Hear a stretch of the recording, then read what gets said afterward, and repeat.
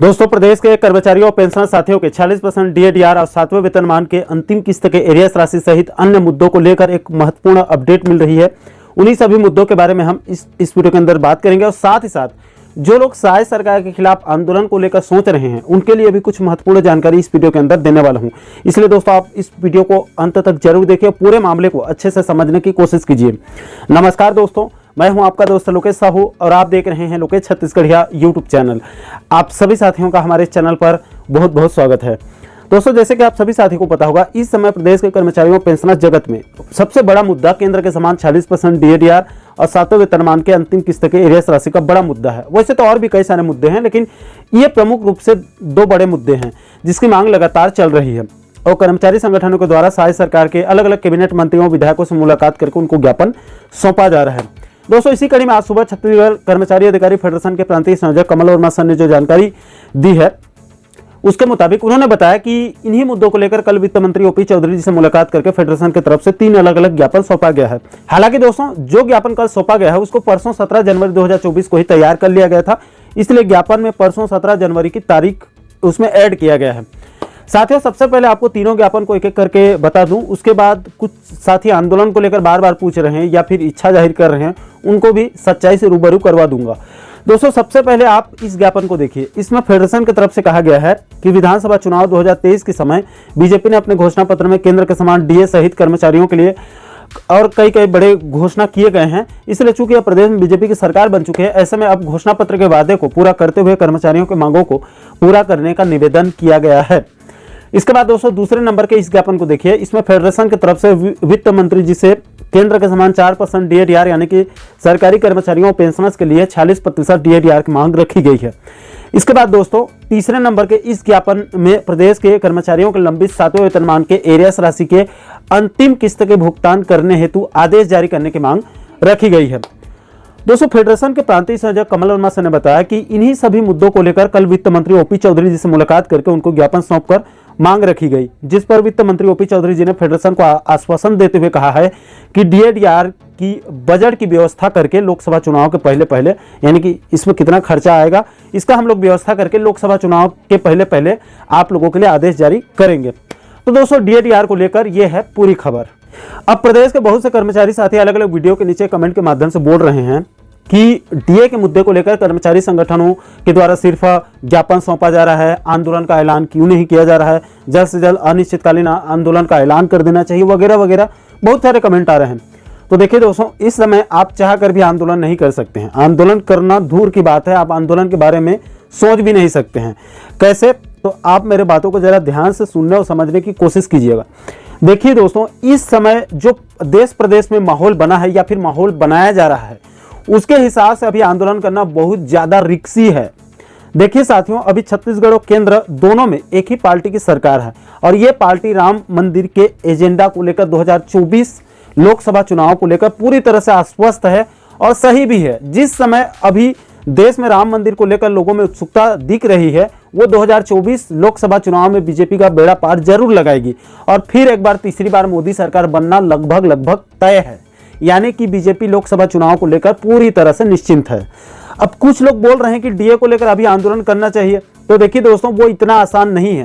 पहले चूंकि राज्य में भूपेश सरकार यानी कि कांग्रेस की सरकार थी तो कभी भी अनिश्चितकालीन आंदोलन हो जाते थे, क्योंकि केंद्र में बीजेपी की सरकार थी। बीजेपी नेता तुरंत यानी कि छत्तीसगढ़ के जो बीजेपी नेता थे वो तुरंत आंदोलन का समर्थन कर देते थे। लेकिन अभी हालात बदल चुके हैं, अभी राज्य में भी बीजेपी की सरकार है और केंद्र में भी बीजेपी की सरकार है।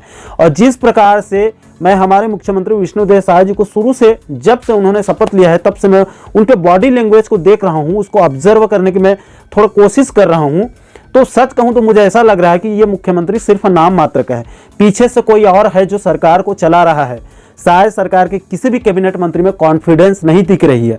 इसका मतलब यह हुआ दोस्तों कि छत्तीसगढ़ सरकार छत्तीसगढ़ से नहीं चल रही है बल्कि केंद्र से चल रही है और केंद्र वाला जब आदेश देगा तभी छत्तीसगढ़ सरकार डीए को लेकर कोई निर्णय ले पाएगी। अब दोस्तों, जब खुद सरकार डरी चल रही है तो बाकी कर्मचारी संगठनों की क्या हैसियत है कि कोई हिम्मत करके सरकार के खिलाफ जाकर आंदोलन कर दे, क्योंकि कर्मचारी नेताओं को भी अपने नौकरी, अपने घर परिवार और को लेकर उनको भी चिंता है। कोई भी आदमी सरकार के खिलाफ जाकर अपने घर परिवार को क्यों बर्बाद करेगा। इसका एक और सटीक उदाहरण मैं आपको देना चाहूँगा। देखिए दोस्तों, आप लोगों को भी अच्छे से पता होगा कि भूपेश सरकार के कार्यकाल में जब भी बजट पेश किया जाता था उसके 15 से 20 दिन पहले प्रदेश के नियमित अनियमित कर्मचारी संगठनों के द्वारा एक के बाद एक आंदोलन होते थे। कोई डीए के लिए आंदोलन करता था, तो कोई वेतन विसंगति के लिए हल्ला बोल करता था, तो कोई नियमितीकरण के लिए हुंकार भरता था, तो कोई पूर्णकालीन कलेक्टर दर की मांग करता था और राजधानी रायपुर में एक के बाद एक आर पार होते थे। लेकिन दोस्तों, इस बार बीजेपी की सरकार बन चुकी है और बाकायदा आगामी 5 फरवरी से 1 मार्च के बीच शायद सरकार की पहली बजट सत्र शुरू होने वाली है। लेकिन अभी तक किसी भी कर्मचारी संगठन ने सड़क पर उतरकर अपनी ताकत नहीं दिखाई है, क्योंकि सबको पता है अगर सुबह ताकत दिखाई गई तो शाम तक उतर भी जाएगी। इसलिए सभी संगठन वाले सिर्फ ज्ञापन ही सौंप रहे हैं। अब कुछ साथी बोलेंगे कि अगर हमें लोकसभा चुनाव तक डीए नहीं मिला या फिर और कोई मांग पूरी नहीं हुई तो हम सरकार को लोकसभा चुनाव में देख लेंगे। तो देखिए दोस्तों, मोदी सरकार इसका पहले से ही इंतजाम कर चुकी है। आप लोगों को क्या लग रहा है कि अब मोदी सरकार अयोध्या में भव्य राम मंदिर सिर्फ आस्था के लिए बना रही है? अगर आस्था के लिए मंदिर बनाया जाता तो उसका प्राण प्रतिष्ठा मंदिर पूरी होने के बाद, लोकसभा चुनाव संपन्न होने के बाद आराम से किया जाता।